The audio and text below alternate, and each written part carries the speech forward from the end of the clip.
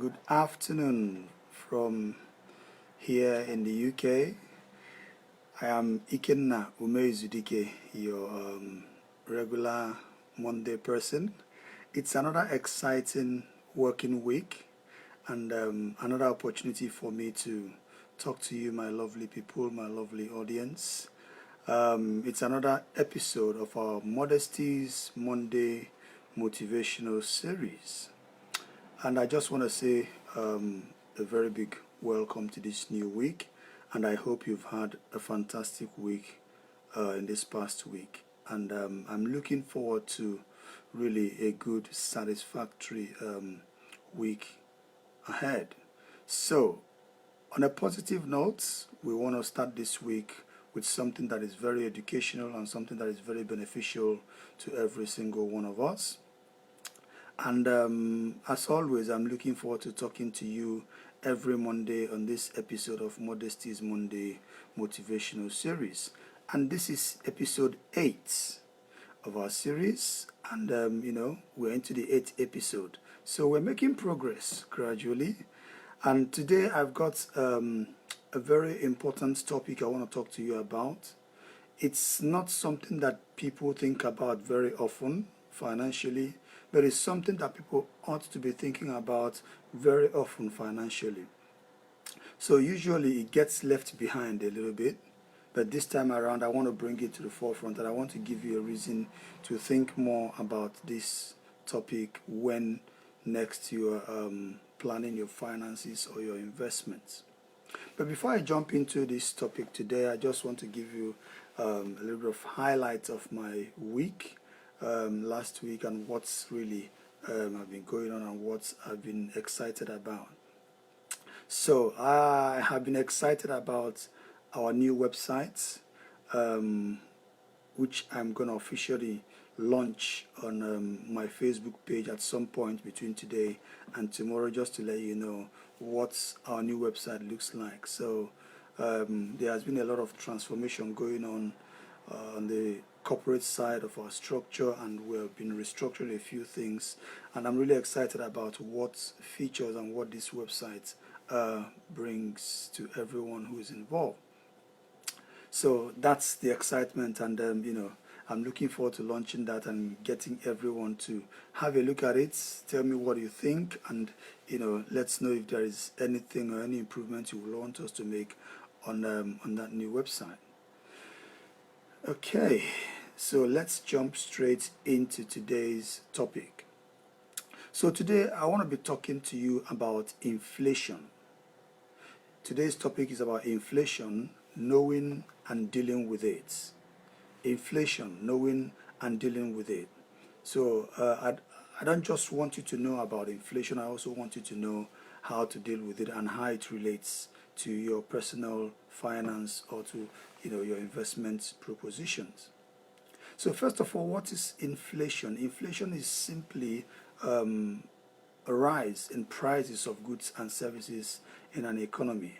And more specifically, it's a sustained increase in prices of goods and services in an economy over a period of time. Okay, so there are some keywords for you to look out for here when you're talking about inflation.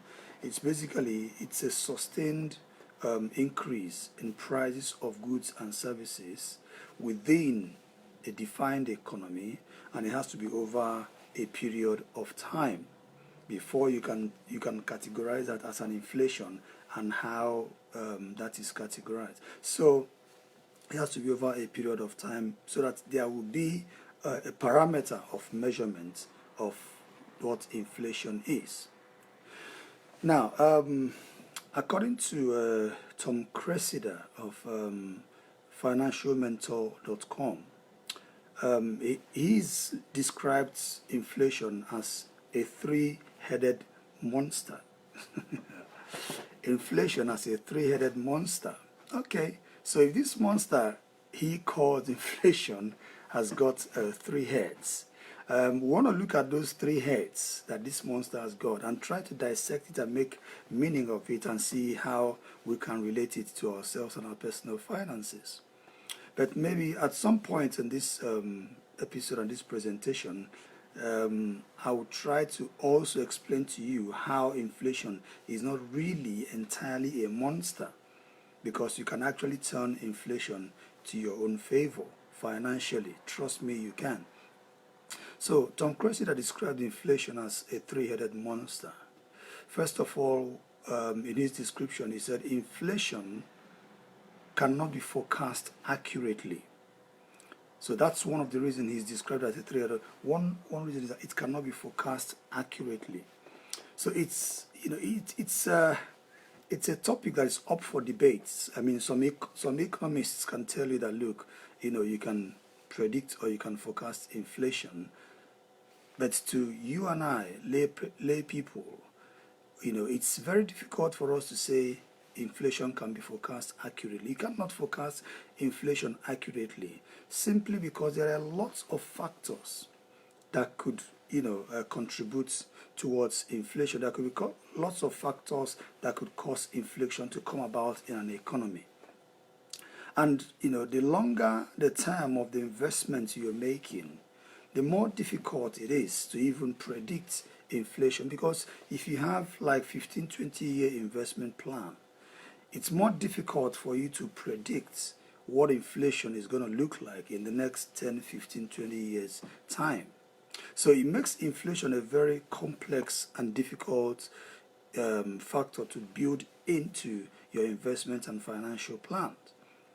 And because of these factors that are multiple that could cause inflation, you find out that it's not something that is easily dealt with financially. Take for instance, there is a flood or tsunami in Japan, and it affects the shipping and the logistics cost and operations of shipping stuff from Japan to certain countries.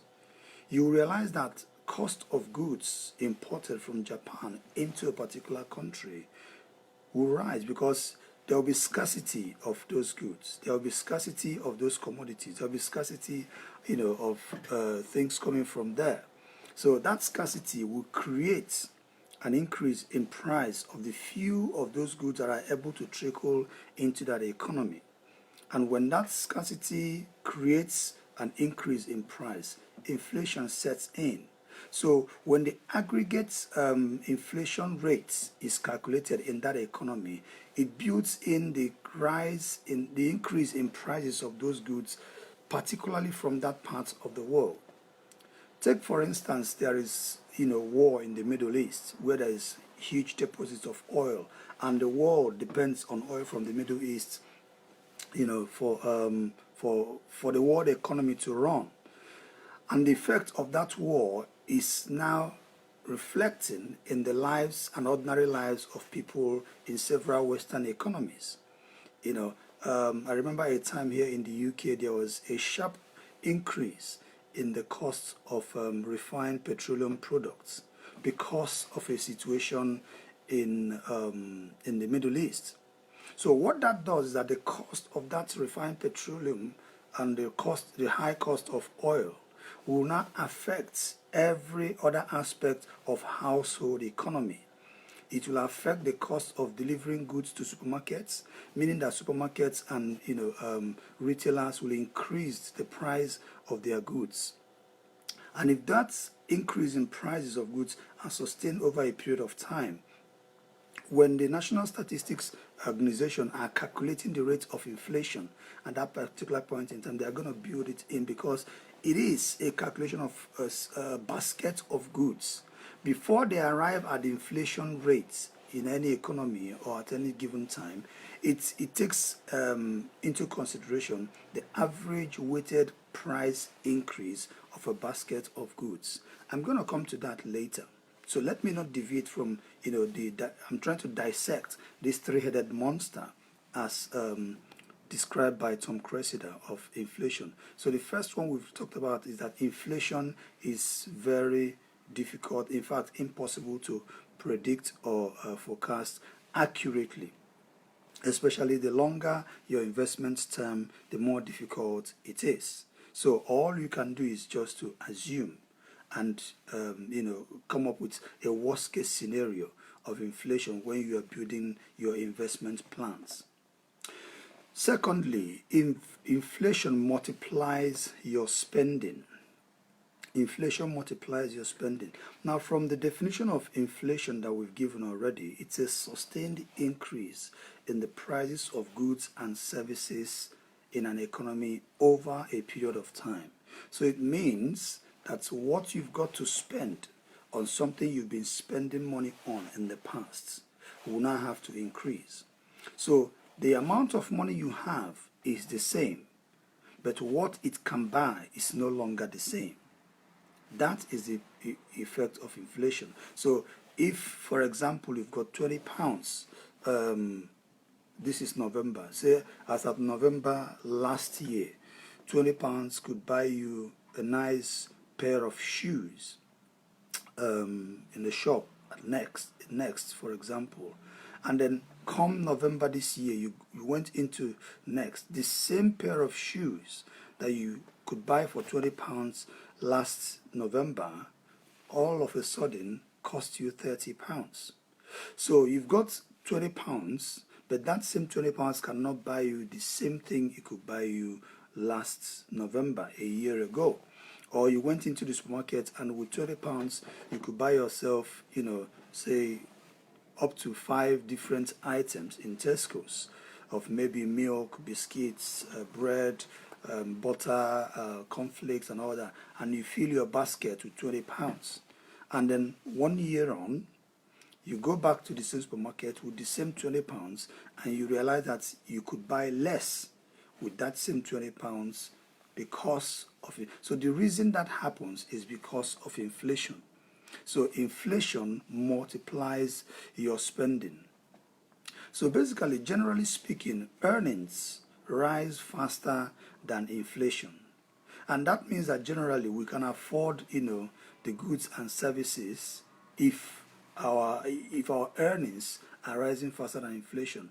There are some public service, civil servants who have had their income frozen for some years now, especially in the UK here, due to the austerity measures introduced by the government, trying to cut down on government expenditures and trying to save on the cost of running the government, and because the debts profile, the government debts are increasing, and they're just looking for a way to cut down on expenses. So they've frozen some public sector pay for some time.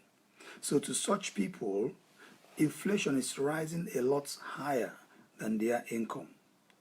Therefore, they cannot afford what they could afford on the same fixed income last year and then this year. But to a vast majority of people who are not in the public sector, maybe who are in the private sector or who are running their own businesses, generally their income or their earnings tend to rise faster than inflation. So they can generally afford to buy those things even with increase in the prices. But it's not the same as people on a fixed income. Even, for example, pensioners. Pensioners who are on a fixed level pension benefit income. They know what to expect every month, and then that income is fixed. To such people, inflation is a monster because it completely erodes and wipes away the value of the money that they have on their hands. So the number on that currency is the same, but what that currency can buy you is not the same. And that is inflation. That is the impact of inflation over time. So there's a general inflation rule here that if inflation increases by 7% every year, it is possible that the price of those goods and services in that economy can double within 10 years. So, put very simply, if the rate of inflation remains 7%, say year on year, within 10 years, your buying power, the buying power of the currency that you have, will be halved. So it means that within 10 years, you can only buy half of what you could buy with the same amount of money you had, 10 years ago, if inflation rises by 7%. So it's very important for you to, put that into context of what the value of your money is. So for example, if the inflation rate is say half of 7%, say 3.5%, it then means that, in 20 years' time, if inflation keeps at that pace, in 20 years' time, the money you have, the same money you have, the same £20 you have, can only buy you half of what it could buy you 20 years ago. So that will give you an indication of how quickly the value of money and the value of the currency you have can erode. So that when you are planning your pension, your retirement, your investment and all that, you know exactly how to factor that in. Because the value of money that you have today will be half of what it is if the rate of inflation, remains increases at a given percentage every year. So it's very important for us to understand that. Now, number 3 of this three-headed monster description of inflation by Tom Cressida is that inflation reduces your average investment return. Inflation it decreases your average investment return. So what we mean by that? If you are an investor and you are investing, say, into any sort of asset, maybe into bonds and all that, you've got to understand that over time, the returns on your investments, the average returns on your investments, if it does not keep up pace with the rates of inflation, you realize that you are actually either losing money or just breaking even or simply not making money at all on your investments. So what do I mean by that? I have had this conversation with some Nigerian investors or some people who have contacted me to help them source an alternative investments offshore from Africa, from Nigeria. And when I asked them questions about the investments, I realized that a lot of them pay a lot of attention to returns on investments, but they don't pay enough attention to the rates of inflation and the effect and the impact of inflation on their investments. So let me give you a typical example. For example, here in the UK, say you invested in a bond, and that bond pays you, say, 4% return every year.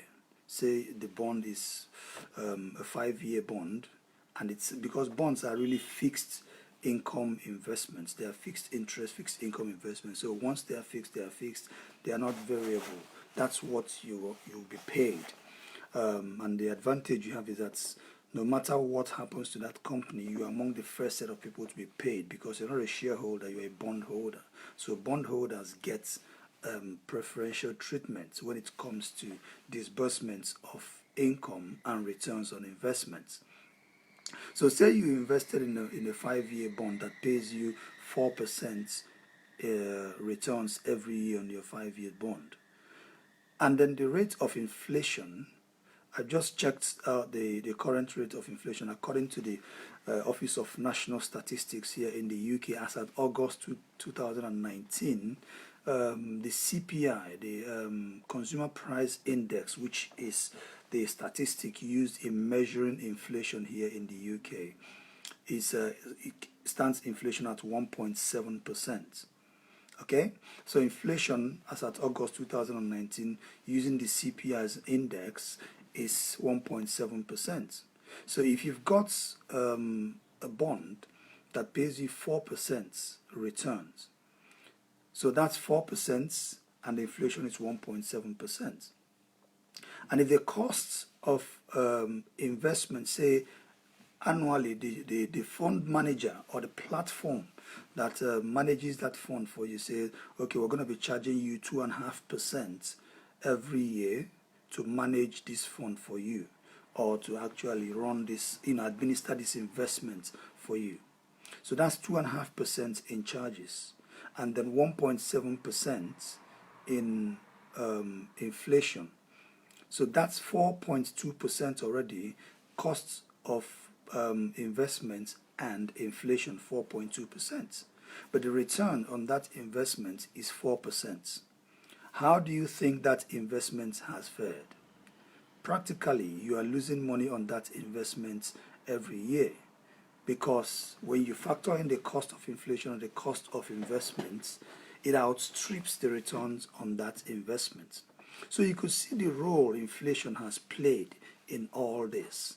And then, because if inflation wasn't part of the analysis, the ordinary person would just say, oh, I'm earning 4% on this. That's better than putting my money in savings. Because savings these days, if you get savings account that pays you 0.5%, you've got a very good deal. There are certain savings accounts like the one with Marcos by Goldman Sachs. They're paying 1.5%, and but it's a bonus rate, and that bonus rate ends at some point. The one I had with them, it ended in November. So they have to renegotiate that bonus rate as well. So 1.5% sounds like really a lot these days in terms of savings, and then if you get any savings that pay, or normal savings that pays you 0.5%, it's really a good return according to some people. So savings is completely out of question. So people are now looking for alternatives to say, where can I get better returns on my money? So they are considering other investments. So if you did not factor inflation into that investment analysis, and you're just looking at the returns on that, you will ordinarily say, well, I'm earning 4% on this, I think I'm good. So if I put £100,000 into this investment, at the end of the year I'm gonna be getting £104,000. Fantastic. That's a very good use of my money. But then when you factor in inflation plus the cost of administration of that fund, if you are investing through a fund manager or a platform, you realize that you are actually losing money on that. So that's why it's important for you to factor in inflation when you're making your investment arrangements. So basically, the higher the rate of inflation, the harder your money has to work for it to make sense to you. So if the rate of inflation is running at a particular level, when you factor that in, that is how hard you've got to make your money work if that is going to make sense to you, or even sometimes for you to even break even. So you've got to make sure that you are aware of what inflation is like around you. And I've always given an example with my clients in Nigeria whom I've helped analyze some of their investments, and they say, oh, I buy government treasury bills, and the government treasury bills pay me say 15% interest at the end of the year. I said, okay, that's good. Do you know what the inflation rate is in Nigeria? And they go, well, I don't know, but that's what I get. And then you do an investigation, and you realize that inflation is about 12% in Nigeria, and they are earning 15% on that.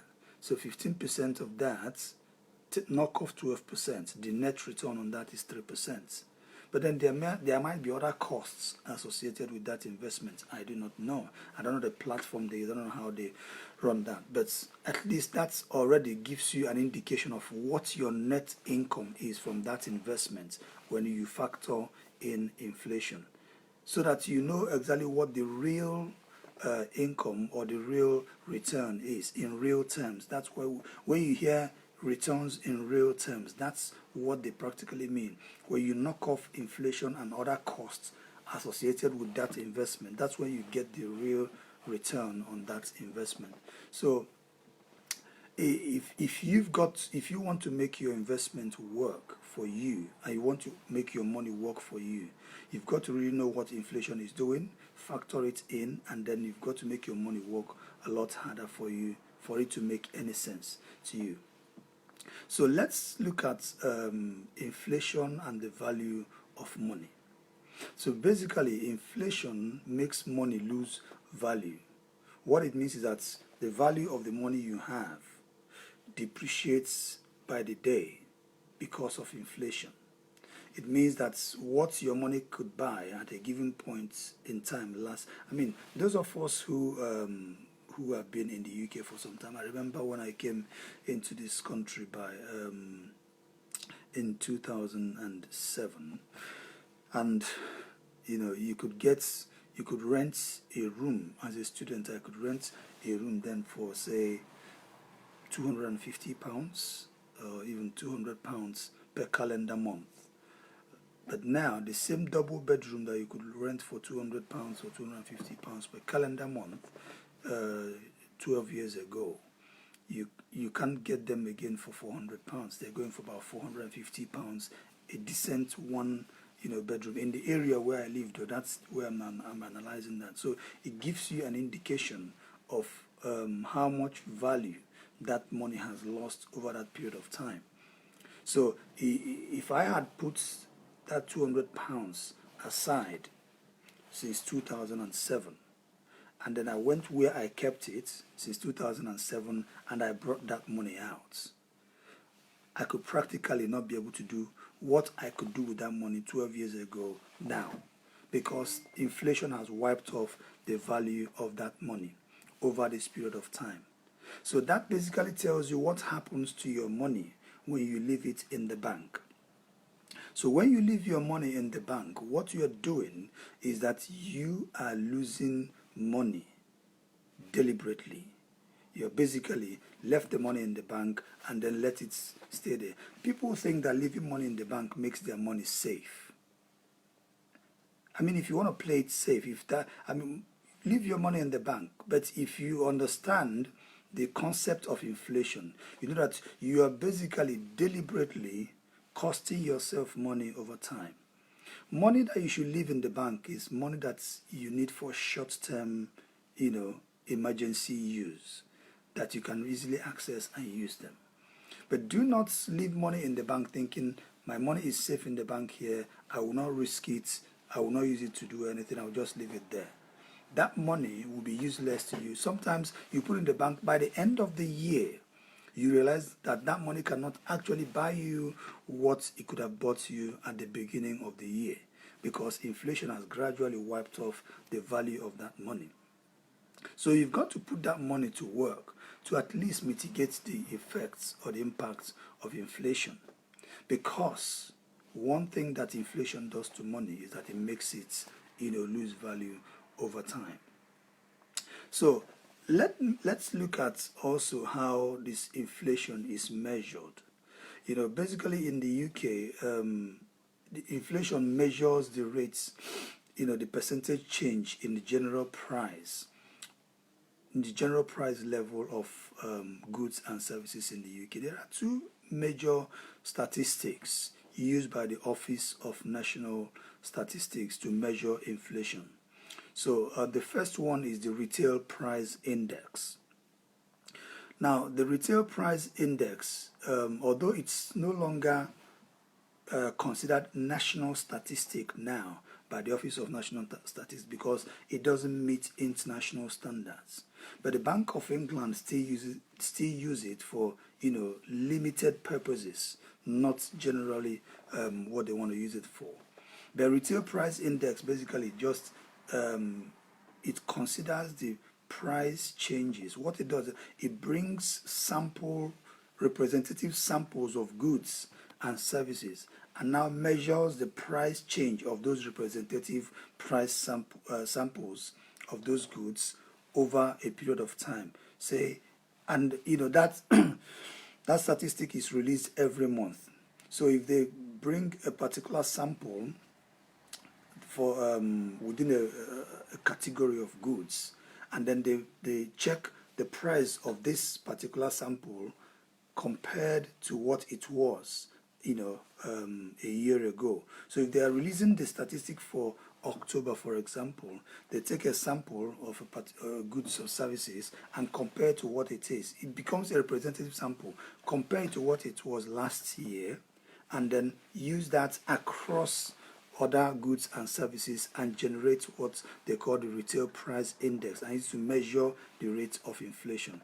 But somehow it doesn't meet international standards. So since 2013, the Office of National Statistics no longer use retail price index called the RPI to measure inflation. So now what they use to measure inflation is what they call the Consumer Price Index, CPI. So you may have been hearing about the CPI on the news every time. So the CPI is the Consumer Price Index. It is also released usually on monthly basis by the Office of National Statistics.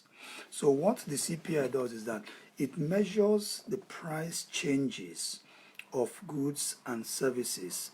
Basket, they call it the basket of goods and services that people spend money on, every time. It might include the cost of utilities, electricity and gas, and petrol, refined petrol, food, clothing, transportation, electricals, toys, things that households normally spend money on.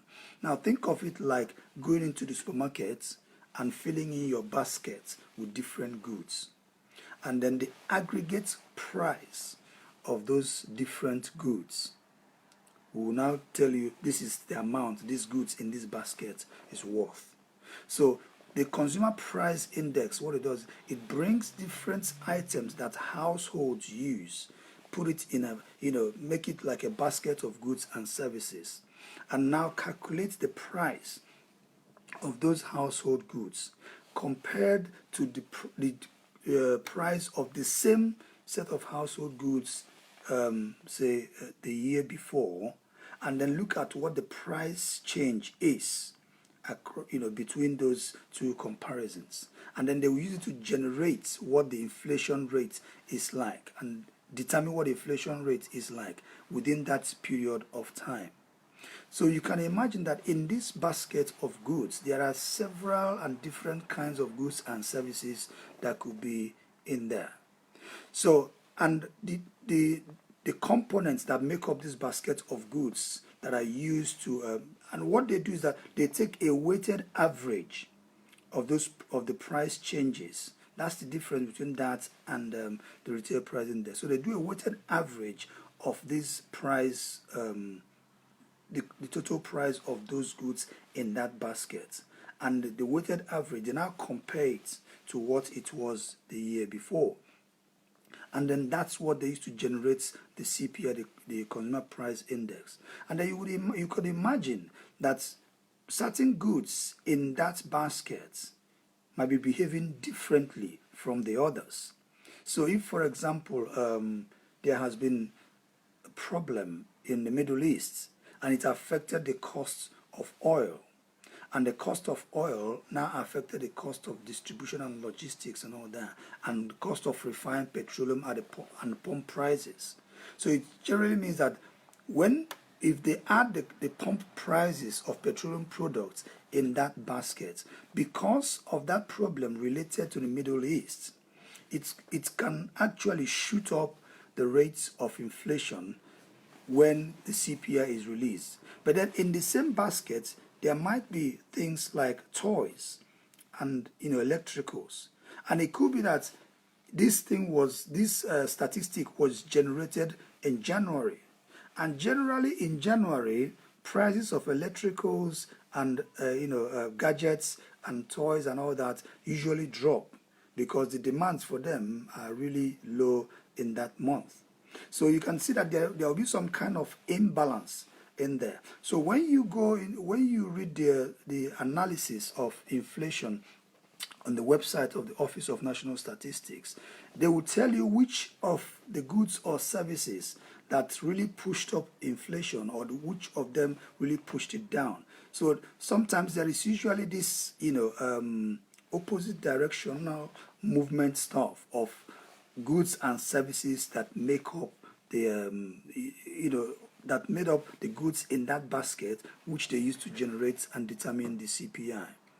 So I'm just taking time to explain the CPI to us, because a lot of us might have been hearing about the CPI and hearing on the news, and they don't really understand what that means and how that really affects their personal finance, and how the government gets to use it as an indices to measure inflation. So that's how we arrive at using the consumer price index as an internationally accepted standard measurement of inflation.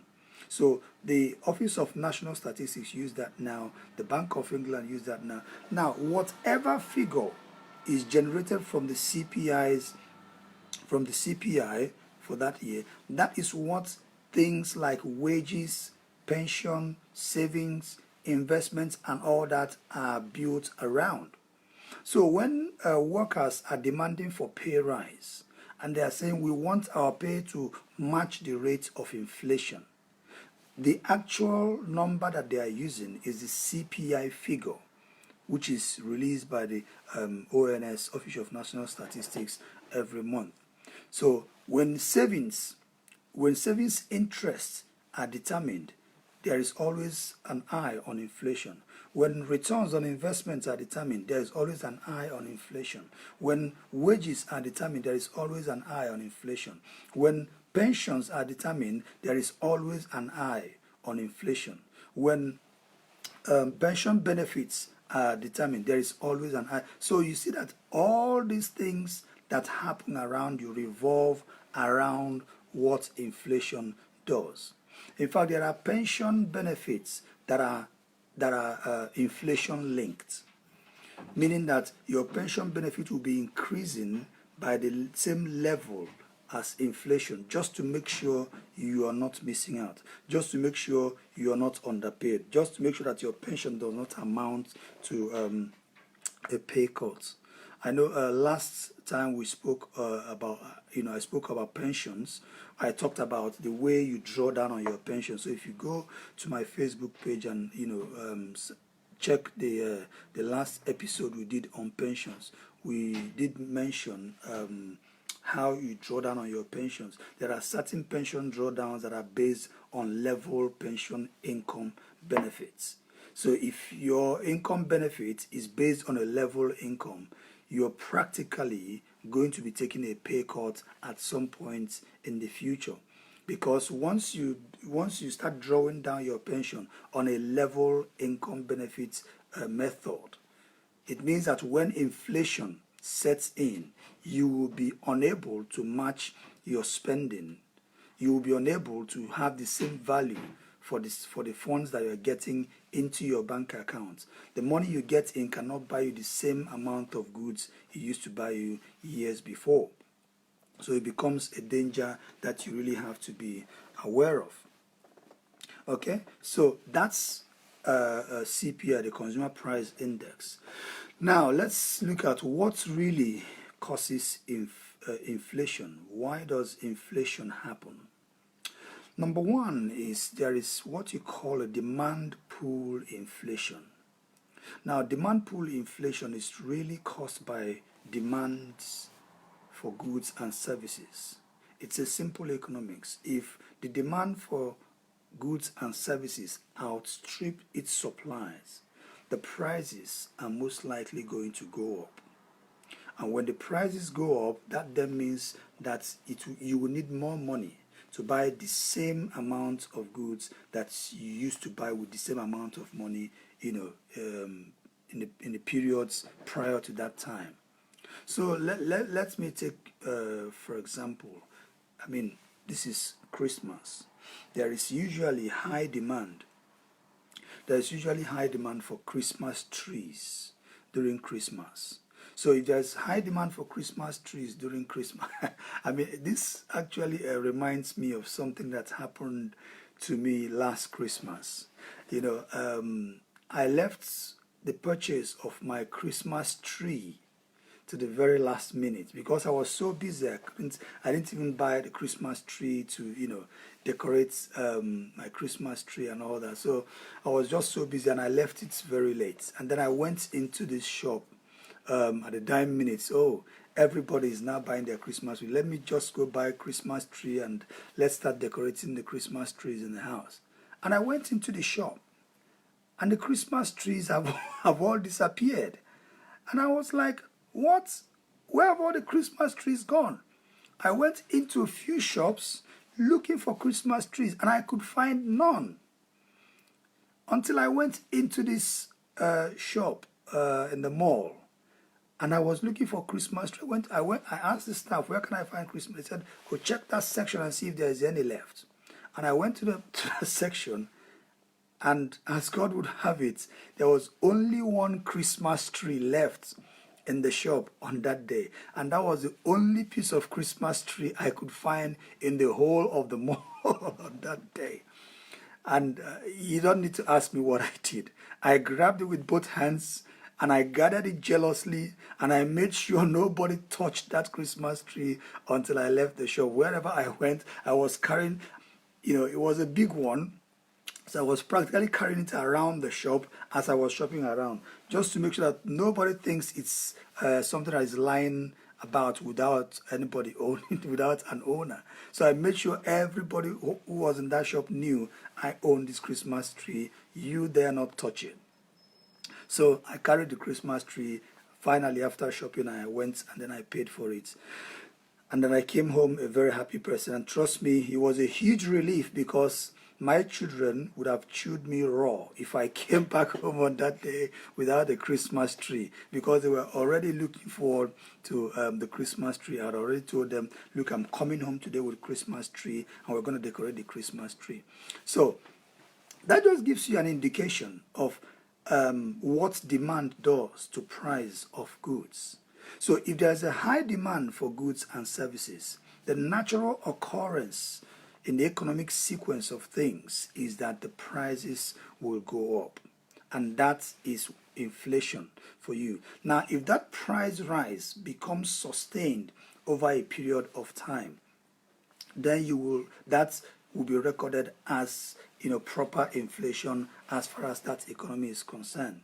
Now, take for instance, if the Office of National Statistics produces inflation, the CPI index, say for December, there might be some goods like the Christmas tree that you realize that the prices of the Christmas tree might push the inflation rate a little bit upwards. Meanwhile, there might be other goods that will push the inflation rates down, because there might be, say, less demand for, say, T-shirts. It's a winter. But then people are really going for the jackets and going for the scarves and going for... so things like that will always play out in the basket of goods used in determining the CPI for a particular month. But that's what demand does to inflation. It's a demand pull inflation. So the high demands for those goods push prices up, and that results to inflation. The second thing that causes inflation is cost. It's called cost push inflation.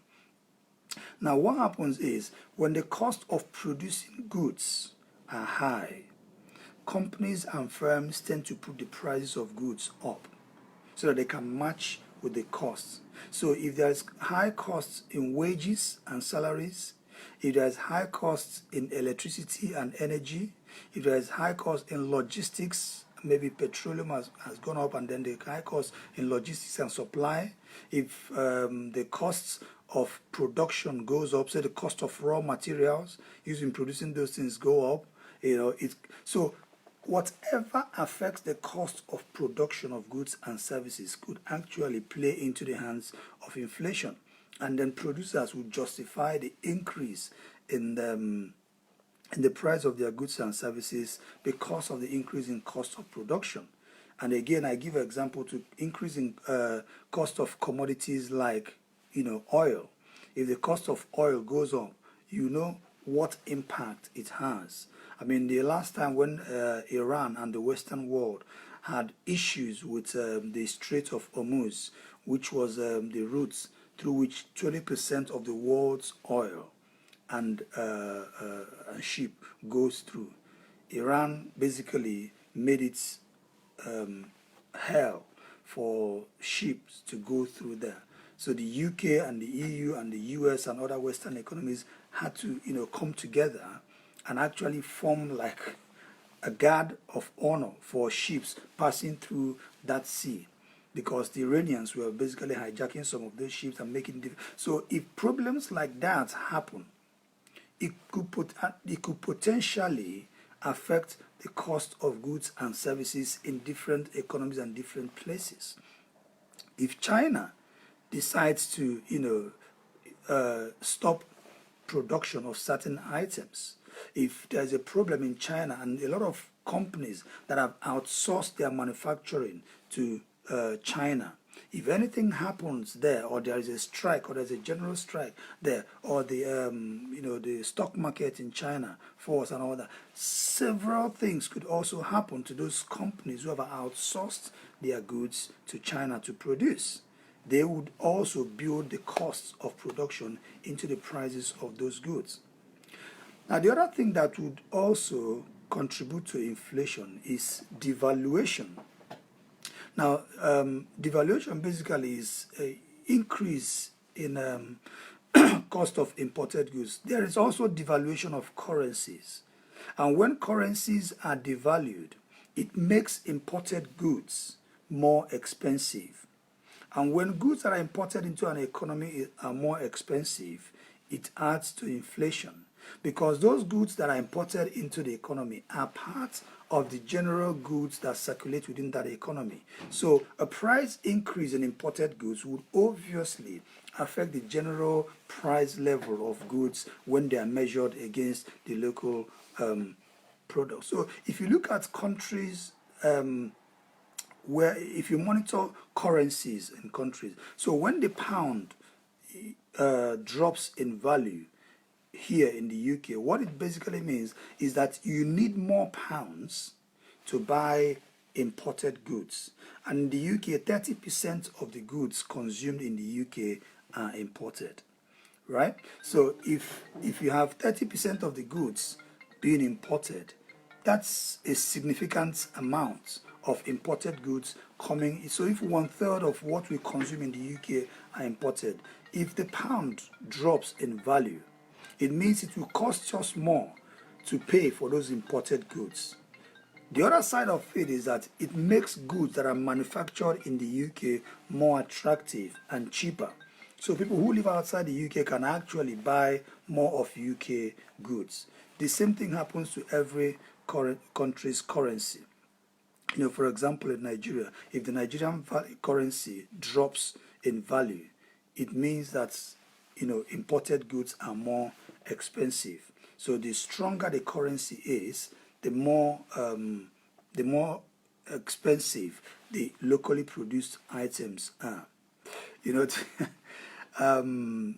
is something I'm really laughing about. As per, I just mentioned Nigeria now, and something came to mind.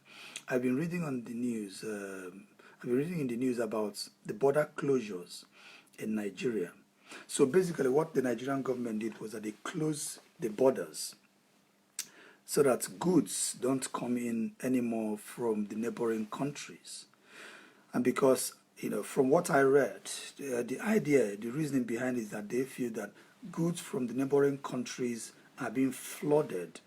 Nigerian market is being flooded with goods from neighboring countries. So they close land borders, not the sea borders. So things can come in through the sea, but they can't come in through the land. So trucks that are bringing in goods from neighboring countries like Cameroon, Cotonou, Ghana, and all the rest of them can't practically bring things in. And the idea is that they want to encourage local production of some of those goods and reduce Nigeria's dependence on imported goods, and actually save Nigerian economy from crashing because goods are flooding in. Therefore, the locally produced goods are not being patronized. The local producers are not making money, and when those goods come in, it basically means there is a huge outflow of forex as well, because you need foreign currencies to buy those goods that are coming in and all that stuff. So you look at the concepts and you look at the idea behind it, it all sounds legitimate, it all sounds okay, it all sounds reasonable. But then you look at the impacts of that and you begin to think, was this policy really thought through? There are diplomatic implications of that, as well as economic and financial implications of that. And one of the immediate impact on that is inflation. So you look at the cost of the locally produced goods. For example, there's so much emphasis on rice that there is so many foreign rice being brought into Nigeria, which is hampering the progress of local rice farmers in Nigeria who produce their goods and they cannot sell it because the competition is strife. And because of the massive importation of foreign rice tends to be more economically viable for people to buy because it's less stony, it's more refined, and blah, blah, blah. The quality is better. So they stopped that, and the emphasis on that. What it did immediately was that it shot up the price of rice in Nigeria. Rice now became a luxury. It became a commodity that the common people can no longer afford. So monies that were meant to spend on other things and other sectors and other areas of Nigerian economy is now being channeled towards buying rice. So a bag of rice that used to sell for, say, about 15,000 naira, initially, 15,000 naira is about, say, 35 pounds here. Now, all of a sudden, the price doubled. People now buy the same bag of rice for 30,000 naira. It doubled. So the extra 15,000 naira that somebody could have spent on other things in the economy to boost the GDP of the Nigerian economy is now channeled towards one certain aspect, which is buying a bag of rice. So it means they can no longer spend that money on clothes. They can no longer spend the money on petroleum products. They can no longer spend that money on shoes. They can no longer spend that money in a cinema going to, watch movies. They can no longer spend that money even on electricity or paying, buying other stuff that they need in the house. So other areas of the economy will suffer because of food price inflation caused by the policy of the government.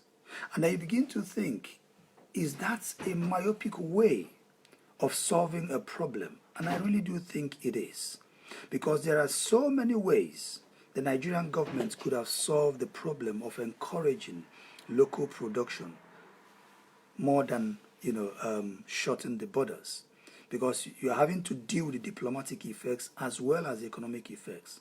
It increases hardship, it increases inflation, and that inflation wipes up the value of the money in people's pockets, and people are spending money on things that they shouldn't be spending money on, and the quality of life is greatly degenerated. And it is also increasing the activities of smuggling, because smuggling becomes the new most lucrative business around the borders. So people now know that these goods are now a luxury. If I can smuggle, 10 bags of rice into Nigeria, I can make 10 times the profits I would have made if I brought it in normally. So I'm just diverting a little bit to give you an indication of how inflation is brought upon an economy by also government policies, and what the effect of that devaluation is. It then means that the value of that currency is completely depreciated, because what it can buy, your currency is only as good as what it can buy. If you want to also know the effects of hyperinflation and devaluation of currency, go to countries like Venezuela and Zimbabwe, where people go to buy a loaf of bread with a barrow load of currencies. Sometimes, the amount you hear that people pay for bread, say in places like Zimbabwe and Venezuela, you'll be mad. And you'll be thinking, one loaf of bread is costing like 1 billion Zimbabwean dollars. One loaf of bread is costing like 1 trillion Venezuelan dollars. That's just completely eroded the value of that. The currency means nothing. And that's what inflation can do to money, on the value of money. Now, the other number 4 of the cause of inflation, or the factors that create inflation, is rising wages. Now, when wages rise, it means people's spending power have increased. And spending power means people can spend more money on things. And when there is a general rise in wages, there is usually a general rise in demand for products and services. And people go out to spend money. And when there is that much money chasing that few goods, prices will rise, because there is a general feel in the economy that people have money to spend. So firms and organizations will put up their prices to match the level of demand that they're getting for goods and services. So if there is a general rise in wages, you realize that sometimes luxury items like luxury cars and all that, the demand increases. I mean, I read a report some time ago in China that they are creating more millionaires every year than every country in the world. So what happens is, not just more millionaires, they are also creating a more financially empowered middle class in China than anywhere else in the world. So what it's done is that luxury goods like iPhones and Range Rover vehicles, the demand has gone through the roof. So because people now feel I have more money to spend, there is high demand now for maybe Range Rover, maybe for Apple and iPhone, luxury products. So they go for luxury products just to show that there's an upgrade in their status. So rising wages could also lead to inflation if the rise in wages are really general and across the board, because it creates a feel-good factor. It creates the appetite for more for consumption of goods and services there, and therefore goods and services, the prices go up. Now, the other one I want to talk about, number 5, is quantitative easing. Some of us would have heard that term quantitative easing, and they may not know or understand what it means. Quantitative easing basically is simply central banks printing more money. Central banks creating more money in an economy. So when central banks create more money, when they print more money in an economy, it contributes to inflation. Because what happens, like we've said before, is when there is a lot of money in circulation in the economy, it means there is higher demand for goods and services, and people want to buy, people want to spend more. But what central banks do is that they do not give this money directly to consumers. They pump this money into the economy through the banks and financial institutions. So the banks borrow money from the central banks at a very, very low and cheap price. Yeah, very low rates. And what they do is that they now lend this money also to consumers at a very, very low rate. So if the cost of borrowing is very low, the lure and the attraction for borrowing will be on the increase. For example, as a mortgage broker, I know that when the cost of borrowing is very low, people tend to want to take out mortgages a lot more. They are more willing to take more mortgages. They are more willing to remortgage their products, their homes, because the cost of borrowing is very low. And that is how money is created in the economy. Now, the other side of it is that the banks, in the periods of recession, might decide not to lend that money. They might just decide to increase their reserves with the central bank. And then they will hold on to the funds that the central bank has given to them to lend. They may not decide to lend it. They might decide to invest that money somewhere else and make more money from there, hoard the money, not pump it into the economy. So sometimes the central bank can create that money through the banks, but the impact will not be felt in the economy because the banks are not really doing what the central banks expect them to do. I also read a report some time ago in one of the Nigerian financial papers that the Central Bank of Nigeria fined a couple of banks heavily for not lending enough. I think there's a quota that they have set for banks, the ratio of their cash reserve compared to the lending. So if they miss that target, the central bank is going to hammer them with heavy fines, meaning that they have not lent to people or to businesses as much as they have given them authority and expect them to lend. So those banks were fined heavily for not complying with the central bank directives or regulatory instructions. That is what the central bank expects them to do. Although that's a different way of viewing it, because I do not think the central bank should have any say directly in how much the banks lend or who they lend to or the risk, because the banks bear the risk and they know who they want to lend to, how much they want to lend, and all the rest of them. There are several tools that the central bank can use to pull the money back from the banks. They can decide to increase their cash reserve ratio to say, listen, if you do not lend, since you have not lent this much, it means that there is no appetite for lending out there, and there is so much money at your disposal that you're playing around with. So we're going to mop it back by increasing your cash reserve with us. So we're going to raise the cash reserve level, then we're going to mop all that money back, rather than just really using the stick all the time. So that's a difference. That's my view of the central bank's policy on that. They shouldn't really get directly involved in the lending policies of banks, because the risks associated with lending is borne by the banks, not by the central bank. So if you set a minimum target of the ratio of lending to their cash reserve, it really makes a mess of the autonomy of the banks in terms of risk assessments and who to lend and who not to lend. Now, the sixth cause of inflation, which I have also added to this list, is immigration and population. So population increase really puts pressure on goods and services, and it creates more demand for goods and services.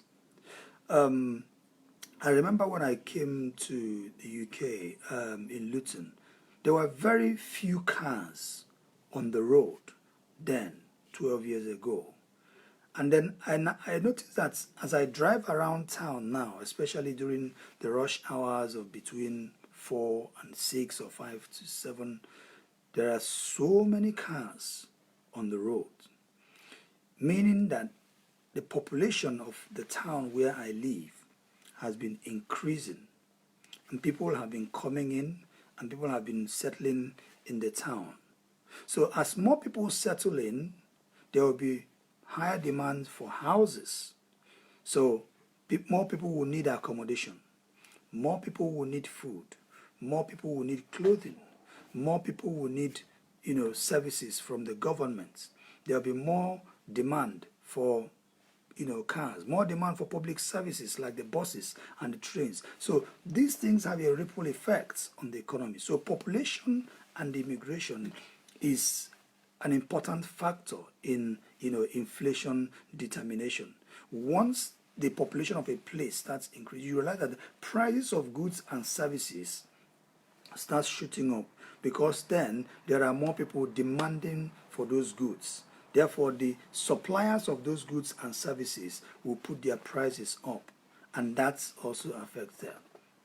All right, so let us look at the impacts of inflation. How does inflation actually impact on us? Now, do you know that there are good and bad impacts of inflation? I will start with the good impacts of inflation on us.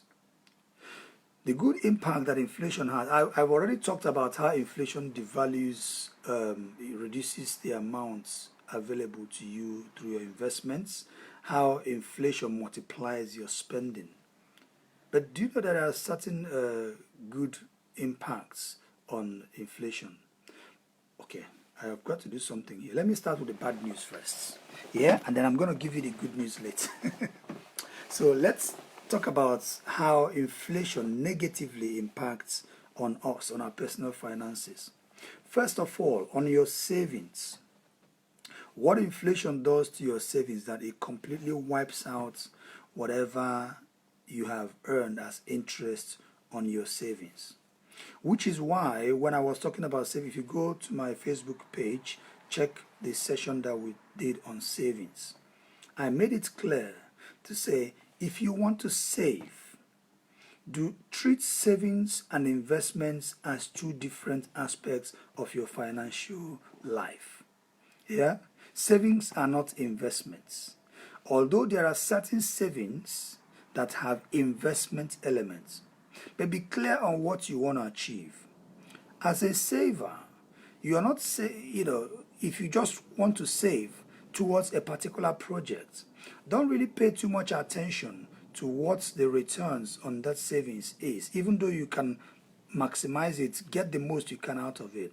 But the idea of going to save is not for you to make a profit, because inflation is most likely going to wipe out the rates of interest you're getting and the value you're getting from the savings. Say, for instance, in the UK now, the rate of inflation as at August 2019 by the CPI, the index, is 1.7. How many savings accounts in the UK gives you up to 1.7% per annum? The answer is none. The most you can get is about 0.5%. Or if you fix it for a longer period, if you save it for a longer period, then they can cross the 1% mark. But hardly can you get 1.7% in interest rate. So what it means is that if you put that money in that account and say the interest rate you're getting on that is 0.5%, at the end of the year, if you get excuse me, if you get £50 on top of £1,000 in your savings account, and the inflation rate is 1.7%, it means you've lost 1.2% practically. So on savings, inflation has a devastating effect excuse me, on savings. Now, on pensions and investments, inflation also adversely affects pensions and investments. Because, like I said earlier, if you do not factor inflation into your pensions and investments analysis and decision, it is likely going to have a negative impact on that. Because what you earn on your investments and on your pensions, and when you draw down on your pensions, inflation has a very, very important role to play on that. If your pensions is being drawn down on the basis of, say, 4% return every year, and inflation is at 3.5%, you are left with 0.7%, say, profit. Let me call it profit. But then if there are charges on that investment of 1.5% for the year, that is remaining 0.7% is wiped off. So that's why it's very important that when you are building your pensions and your investment plan, always factor in the effects of inflation, because inflation can easily wipe out whatever returns you have on your pensions and your investments. But there's a contrasting feature to this. For example, properties. Properties are one of those assets that can keep up pace with inflation, or sometimes even outstrip the pace of inflation increase, because properties over a long period of time, have proven that it can ride out the effect of inflation and actually give you more returns than inflation. I was analyzing a property investment for a client last week. So when we analyze property investments, we look at the gross yield of that investment, we look at the net yield of that investment, and then we look at the return on investment of that property investment. So I was analyzing this property investment for the clients, and the gross yield on that investment for him is about 10%. So what gross yield means basically is that it tells you what proportion of the total investment or the total value of that investment to the annual returns on that investment. So the property in question would cost this client £60,000 to purchase, and the annual rental income on it is about £6,000. So straight away, the annual rental income is 10% off the total cost of that investment. All right? Now, that's very deceptive, 10% gross yield. But then we now looked at the net yield on that investment. Net yield means now we know the gross yield. Let us now take off the costs of that investment. What will it cost apart from the rental? When the rental income cost comes in, what are we going to take off on monthly basis? So we'll look at things like insurance. We'll look at the mortgage interest that is going to be paid on that mortgage. We'll look at the service charges in managing that flat. We'll look at the costs of management, say agency fees and managing it. So we take off these fixed costs that we know that every month these costs are going to come out of that. And then what is left of it, now compare it to how much that person has invested into that property. We arrived at a net yield of about 6%. So every year, the net yield on that property investment is 6%. So if you compare that to the gross yield, you see that that is the actual income going into the client's pocket at the end of the whole thing, when every cost is taken off. So at the end of the year, this client earns 6% on that income. So if you look at that compared to the inflation rate, that's a pretty good margin in inflation rate in terms of income. So 6% as against say 1.7%. I mean, in July the inflation rate was 2.1%. The CPI inflation rate in July was 2.1%. In August it was 1.7%. So if you compare that against 1.7 or 2.1%, it's still a healthy 4%, excess of 4% left for this client at the end of the year. But then we'll go into another area of analysis, which is the return on investment, which is practically how long will it take this client to recover what they have invested in that property. So we analyzed the return on investment, and it was about 22%. So meaning that in about 5 years' time, he will be able to recover his capital in that investment based on what he has put into the property investment. So this is how you measure the returns on your investment against inflation and factoring that in against inflation. Now, if you are now investing for a longer term, inflation plays a critical role. All you will do is just build a scenario. Take the worst case scenario.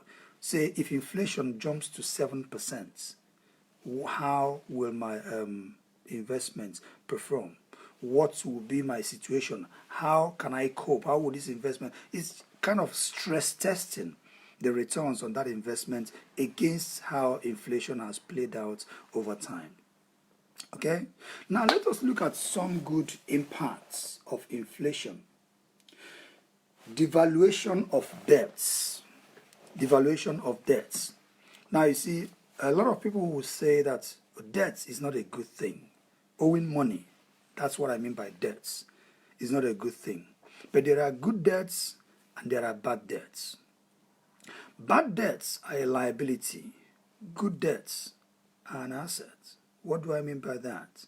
Good debts are debts that you have taken out towards investment into an asset, and it is generating you income. And that income is used to offset. That income is used to offset the costs of that debt.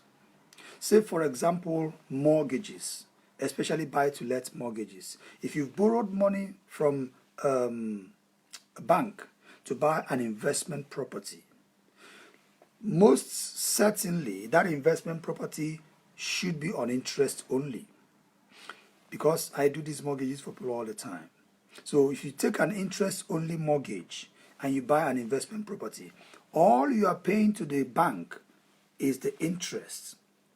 Yeah. So if you have taken out, say, a £25,000 mortgage, or let me just be realistic, say you have taken out £75,000 mortgage. Yeah, this property costs £100,000.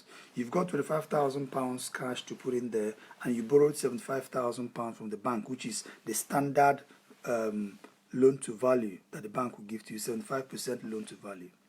Now, and you have borrowed this money over a period of 25 years. Okay, so you owe the bank 75,000. And you are paying them interest on that.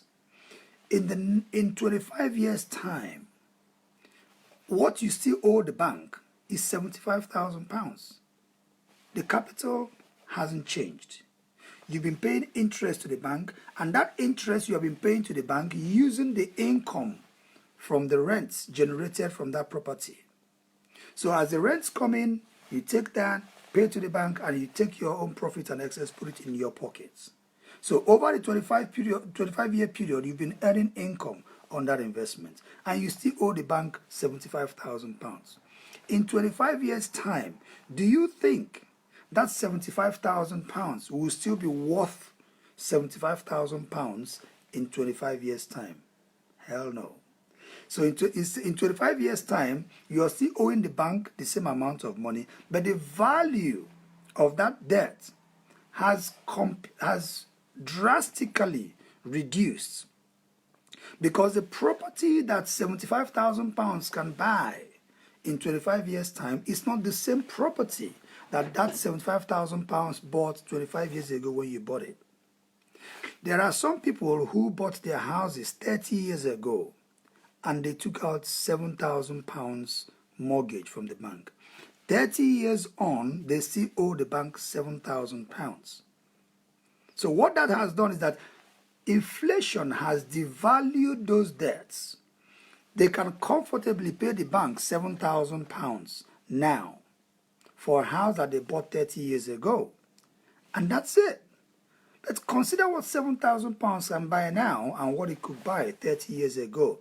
You see that the value of that debt has been devalued. So, but if this is an investment, say an investment property, you are in the money, because over that period of time, even that property would have appreciated in price. So there's also house price inflation. So that property that was worth £100,000 25 years ago, 25 years later could be worth in excess of £250,000. So you can easily liquidate that asset and pay the bank £75,000. And guess what? You're £175,000 richer. And the value of that £175,000, if you build inflation into it, you are in profit. So the good impact of inflation is that it devalues debts. And those debts has to be good debts, not credit cards that you're spending, not loans you took out to go on holidays and buy cars, not loans that you took out to buy, cars and furnitures and things that depreciate in value. Those debts are not good debts. They are bad debts, because you're basically, it's a liability. You're just repaying for things that you have consumed. But if you take out good debts and invest them in assets, over time, inflation will devalue those debts. Now, let me tell you something. Do you know that governments have been using this particular tactic? It's a conspiracy theory that some people have been putting out there. But think about it. Governments also owe. So there are government debts. Sometimes some governments allow inflation to just, hike up a little bit. The reason is that as inflation increases, if they allow it to just hike up a little bit, as it increases, it is devaluing the debts that that government is owing. So the value of the debt they are owing is depreciating as that inflation rises. By the time those debts are maturing, the government is actually paying the same amount, but the value of that amount is not the same. So if you lend money to the government, for example, by buying government securities, say guilds and government bonds and all that, you lend money to the government is owing you. And if those government debts are maybe for a period of 10 years, you trust this government, you bought their bonds, you bought the government guilds and all that for a period of 10 years. If inflation rises, the value of what the government is owing you has depreciated. Or if the government borrowed that money from another country, the value has depreciated. They will pay you the same amount they have promised to, because it's a bond. They have promised to pay you this amount. So when that debt matures, the government will pay you the amount that they have agreed to pay you. But the value of that money will not be the same, because over a period of 10 years, the money would have depreciated in value.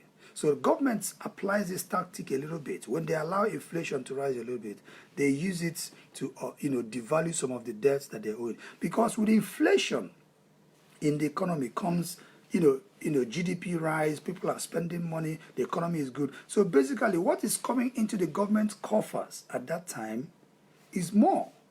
People are spending money and the government is making more money in taxes. As people spend more, the government makes more money in taxes. So the government is generating income. And the income they are generating, by the time the debt they are owing, the debt matures. The government has made a lot of money over that period of time.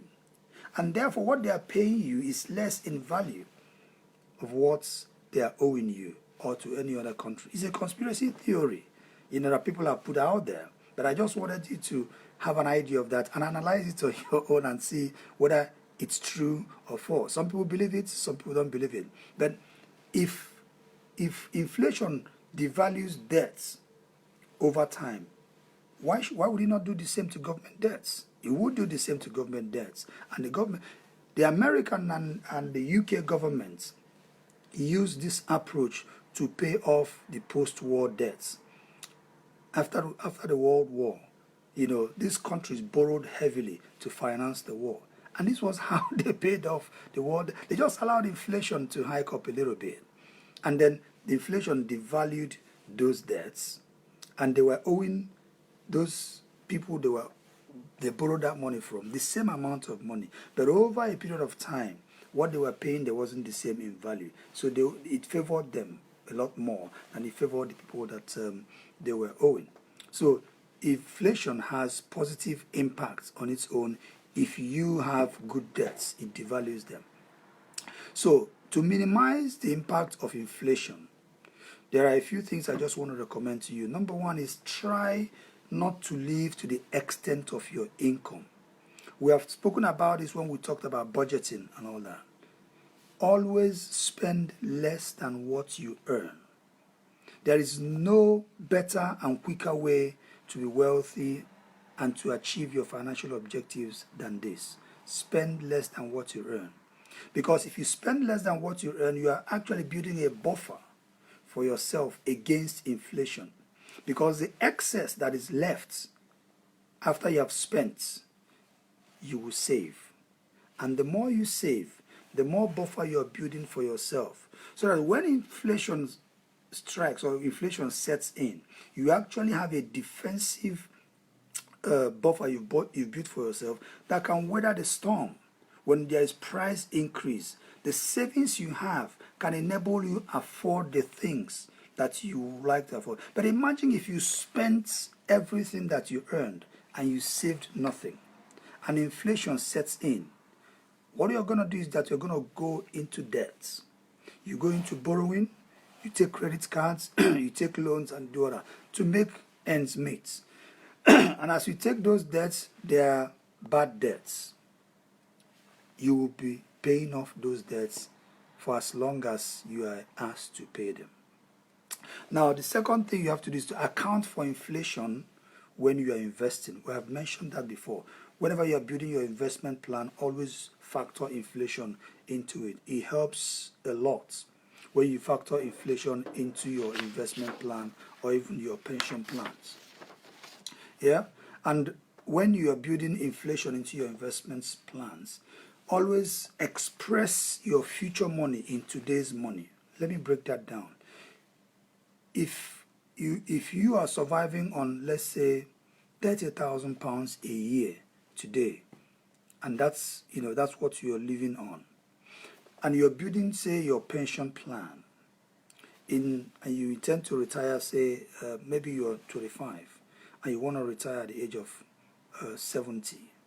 So in 45 years time, can you afford to live on £20,000 in 45 years time? That's number one question. Then secondly, what would £20,000 today be worth in 45 years time? Probably it could be worth about a third, maybe £7,000. And then so if you express your future money in today's money, it helps you to ascertain what level of investment you need to make and how you can factor in inflation in doing that. Otherwise, if you set your eyes just on the yield and the returns on the investments, you're not making a wise financial decision. You've got to make sure that inflation is factored into your investment and the way you draw down on that investment as well. Okay, so to retirees or people who are really drawing down on their pension, if you're close to retirement and you're drawing your pension plans, always make sure that you have assets spread across that have different features. Or when you are drawing your investment plans as well, it's always good to diversify them. Yeah, let me pay more attention to say pensions and to planning your pension. Make sure that there are assets that you put your pension investments into that have different features. Even if you have one that you can draw down on level basis, make sure there are other assets that can also ride through the periods of inflation and ride through the troughs of inflation and give you a hedge over inflation when you are drawing them down. Assets like gold, assets like properties or equities that over time are most likely to earn you more than the rate of inflation. I'm talking about gold. I was speaking to a friend of mine on LinkedIn, Adam Shadlow, and I didn't know that ordinary people can actually save in gold. I was surprised when he told me that you can practically open a gold savings account with a minimum of 25 euros every month. Really? Minimum of 25 euros every month, if you want to, basically. So you can actually buy a fraction of that gold. It becomes your savings account. But that money is not saved in fiat money. It's saved in gold. So as you keep on paying into that gold savings account, they keep on, setting aside a fraction of gold for you, which could be kept in a vault, or they can even send it to your home. And you can keep that gold physically if you want to keep it. If you don't want to keep it, they can keep it in a vault for you and give you the certificate. It is your gold. So over a period of time, say 5-10 years, that you have paid into that gold savings account, gold as a precious metal has more potential of increasing in value above inflation rates than other forms of assets. So gold and properties are really two good assets. I am not saying that they are completely immune to inflation, but the characteristics of these assets tells you that over time they are more likely to perform above inflation level than other classes of assets. Yeah, so that was an eye-opener to me, and it's certainly something I'm researching, I'm investigating, I'm really keen on knowing more about it, and it's something that is worth considering. If I can save my money in precious metals, and they will be in precious metals, and the good thing about their company is that if you want to liquidate that gold, you just go online to your online gold account and they will buy that gold back from you at the current value of gold on the day you are selling it. So to me it was a no-brainer, And I didn't know that ordinary person can actually gradually build your gold reserves. It's a way of diversifying your investments. So if I can save some of my money in fiat money, and then save some of them in gold, and save some of them in equities and ISAs and all that, and I spread it across. So my risk are spread across various asset classes, and that gives me more value. So, ladies and gentlemen, I hope today's session has been very, very useful to you, and that I hope I've been able to break down to you inflation and what it means and how it affects your personal finances and your personal investments and investment decision plans, pension plan. So you can see how central inflation is to a lot of the things and decisions that we make. It's unfortunate that not a lot of people pay enough attention to inflation as a concept, as a consideration when they are making financial decisions. And I hope that from today, it's going to change for you. So when you are making those financial decisions, always remember that there is something called inflation. It could potentially wipe off what you have built up if you have not factored it into what you're building up. So do have a wonderful day, have a wonderful working week, and I look forward to speaking to you again on Monday next week. Once again, my name is Ikenna Umezudike, the director of Modesty Financial Consultants based in the UK, and Modesty Property Consultants based in the UK. We help individuals across the world make investments decisions, and we help consult on offshore investments wherever you are. So if you've got any questions at all about financial investments and looking to explore offshore investments packages, please get in touch with me. In the UK here, I'm also a mortgage broker and an estate agent. So we help people raise funds to buy properties, whether for residential purposes or for buy-to-lets or investment purposes. We deal with that, and we help them make the right decisions as per their property finance. So God bless you, and do enjoy the rest of your day. Thank you. Bye now.